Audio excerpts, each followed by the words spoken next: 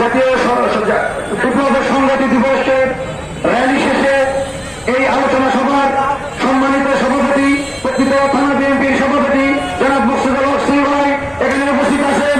আমাদের সকলেরই প্রাণপ্রিয় ব্যক্তি প্রকৃত এবং ভাঙরের মাটির মানুষের নয়নের মণি এবং সদ্য নমিনেশন প্রাপ্ত জনাব শামসুজ্জামান খান জনগণের সুযোগ্য সহধর্মিনী নওগাঁ জেলা মহিলা দলের সম্মানিত ভারপ্রাপ্ত সভাপতি জনাব সামিয়া পারভিন চালি এখানে উপস্থিত আছেন।